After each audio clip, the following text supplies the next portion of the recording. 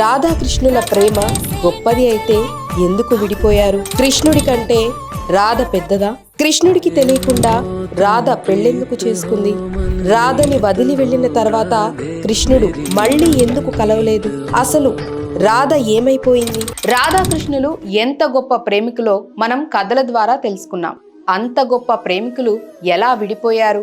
అసలు రాధ కృష్ణుడికి ఎలా దూరమైంది? మనం ఈ వీడియోలో తెలుసుకుందాం.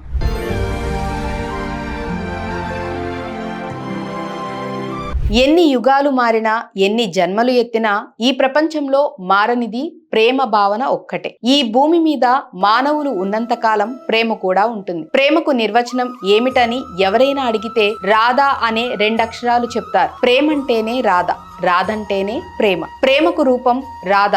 ఇంతకు మించిన నిర్వచనం ప్రపంచంలోనే లేదు. అలాంటి రాధ కృష్ణుడితో చివరి వరకు ఎందుకు లేదు? బృందావనంలో కృష్ణుడితో పాటు ఉన్న రాధ తర్వాత ఏమైంది? బృందావనంలో కృష్ణుడితో ఎంతమంది గోపికలు ఉన్నా ఆయన మాత్రం రాధతోనే అలౌకిక ఆనందం పొందేవాడు. అక్కడికి సమీపంలోని వ్రేపల్లె అనే చిన్న గ్రామంలో రాధ ఉండేది. రాధ కృష్ణుడి కంటే 10 ఏళ్లు పెద్దది. అయినా వారి ప్రేమకు వయసు అడ్డం రాలేదు. కంసుడు కృష్ణుణ్ణి మధురకు తీసుకురమ్మని అక్రూరుణ్ణి బృందావనం పంపుతాడు. గోపికలంతా ఏడుస్తూ వెళ్ళవద్దని కోరుతారు. వారిని ఎలాగో తప్పించుకొని కృష్ణుడు వ్రేపల్లె వెళ్తాడు. అక్కడ కేవలం 5 నిమిషాలు మాత్రమే ఉంటాడు. ఇద్దరూ మౌనంగా ఒకరినొకరు చూసుకుంటారు. రాధ ఒక్క ప్రశ్న కూడా కృష్ణుణ్ణి అడగదు. అతను వెళ్ళవలసిన అవసరమేమిటో ఆమెకు బాగా తెలుసు. అంతేకాదు, భౌతికంగా దూరంగా ఉన్న కృష్ణుడి నుంచి తాను దూరం కానని కూడా ఆమెకు తెలుసు. వారిద్దరి మనసులు ఎప్పుడో కలిసిపోయాయి. అలాంటప్పుడు మాటలతో వారికి పనేంటి?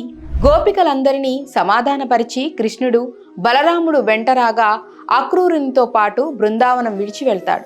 అక్కడ కృష్ణుడు కంసుణ్ణి చంపుతాడు. మరికొంత కాలానికి శిశుపాలుణ్ణి చంపుతాడు. ఇతర అనేక మంది రాక్షసులను సంహరిస్తాడు. మధురను చక్కదిద్దుతాడు. కొంతకాలానికి ద్వారకను నిర్మించి కృష్ణుడు అక్కడకు మారిపోతాడు. అలా 7 ఏళ్లు గడుస్తాయి. మరి రాధేమైంది? ఆమె నిరంతరం కృష్ణుణ్ణి ధ్యానిస్తూ అతన్నే మనసులో నిలుపుకొని సదా అదే స్మరణలో జీవిస్తూ ఉంటుంది. అది చూసి భయపడిన ఆమె తల్లి రాధకు బలవంతంగా పెళ్లి చేస్తుంది. తల్లి కోరిక మేరకు రాధ పెళ్లి చేసుకొని పిల్లలను కూడా కంటుంది. కాలగతిలో 7 ఏళ్లు గడుస్తాయి. రాధ పిల్లలు పెద్దవాళ్ళవుతారు. పెళ్లిళ్లు కూడా జరుగుతాయి. రాధకు వయసు పైబడి బలహీనపడుతుంది. ఆ స్థితిలో చనిపోయేలోగా కృష్ణుణ్ణి చూడాలని రాధ బలంగా భావిస్తుంది. రాత్రికి రాత్రే ఇల్లు విడిచిపెట్టి కాలినడకన ద్వారక చేరుతుంది. ఎలాగో కృష్ణుణ్ణి కలుసుకుంటుంది. 7 ఏళ్లు గడిచినా వాళ్ళిద్దరి మధ్య మానసిక సాన్నిహిత్యం మాత్రం మారలేదని గ్రహించి ఆనందపడుతుంది.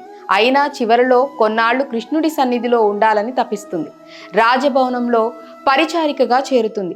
ఆమె ఎవరో కృష్ణునికి తప్ప ఎవ్వరికీ తెలియదు. కొన్నాళ్లకు రాధ భౌతికంగా సమీపంగా ఉన్నంత మాత్రాన వచ్చేదేం లేదని, మానసిక సాన్నిహిత్యమే తనకు ఇంతకు మించిన సంతోషాన్ని ఇచ్చిందని గ్రహిస్తుంది. దీంతో ఎవరికీ చెప్పకుండా రాజభవనం వీడి బయటకు వచ్చేస్తుంది.